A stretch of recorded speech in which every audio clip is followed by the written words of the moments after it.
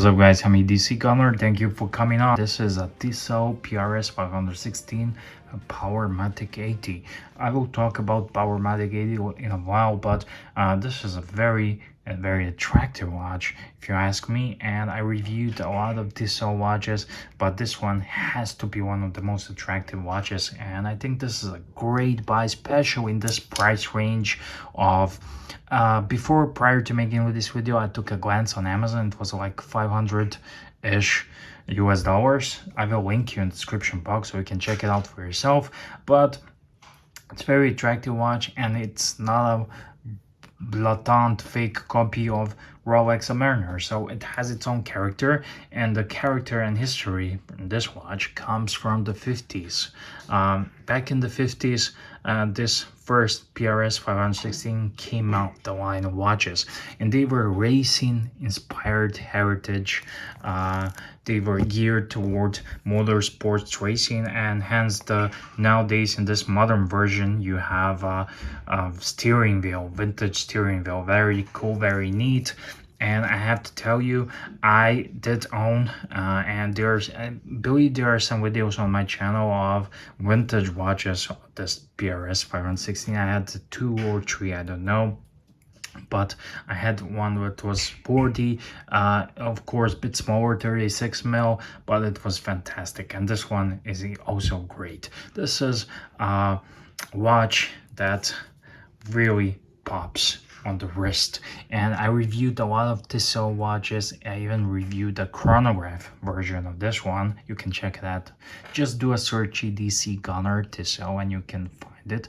However, this one has to be one of the most attractive ones I ever saw, and this could be the Tissot I really like to wear every day. It does a everyday watch.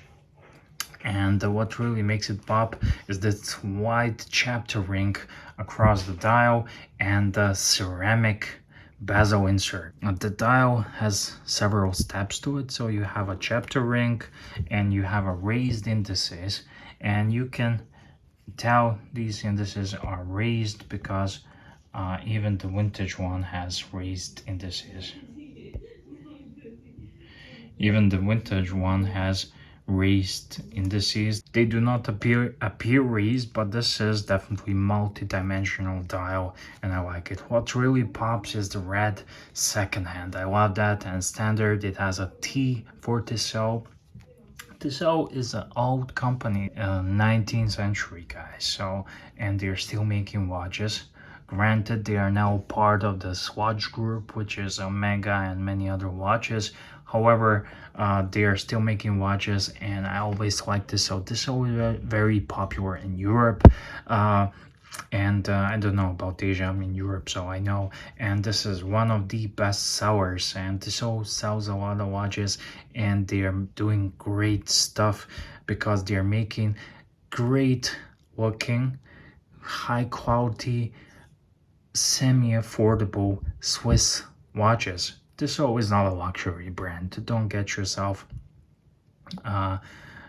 fooled.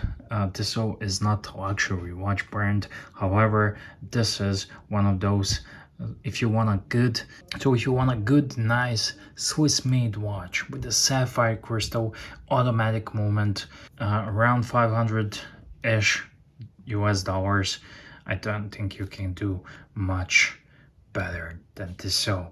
And I like Tissot. 41 millimeters across the diameter, 51 millimeters lug to lug. That's important when you are trying on your watch, or you can buy it on Amazon. You don't want to try lug to lug, plays a big role. And here how it looks on my 7.5 inches wrist. And yeah, it comes on this leather band. It also comes on the stainless steel band, which I do recommend you always buy steel band, and it's much cheaper to buy leather band than the steel band, and steel band is much more durable as well than the leather.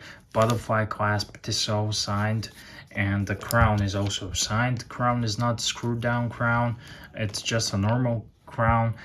The watch features date, and that's it.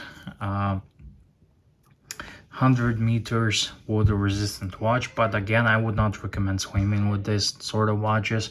You get yourself cheap Casio or a proper diving watch with a screw down crown. This crown does not screw down, it's just a normal land sports racing inspired watch.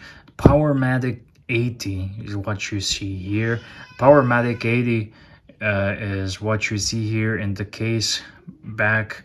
It has a black rotor. It says high-tech escapement because it has a plastic escapement, and Powermatic 80 is pretty controversial movement because it's a natural successor of ETA 2824, and when you are, those are some big shoes to fill in, and they made this watch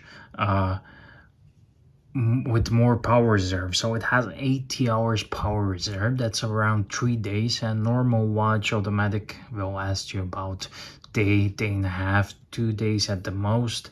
And this one has 3 days power reserve. What they did is they lowered the amplitude from 4 hertz to 3 hertz, so it has even less vibrations, less friction, and it's easy to maintain. People are complaining this watch has no lever for regulating the accuracy of the watch, but on the contrary point, they laser regulate these watches in the factory to a COSC certification, which is very, I think it's a +3 seconds a day, which is very accurate for a mechanical watch. If you want super accurate watch, get yourself a quartz piece, whatever quartz piece. It's not about the accuracy, it's about mechanical things and enjoying a mechanical side of things. So yeah, not bad moment if you ask me. I think ETA versions of this watch on the used market is a better buy and cheaper buy as well, but Powermatic 80, it wouldn't be a deal breaker, especially if the watch is as handsome as this one. So thank you for watching, guys. I'm EDC Gunner. If you do enjoy watch reviews and stuff like that, I do them a lot, so consider subscribing.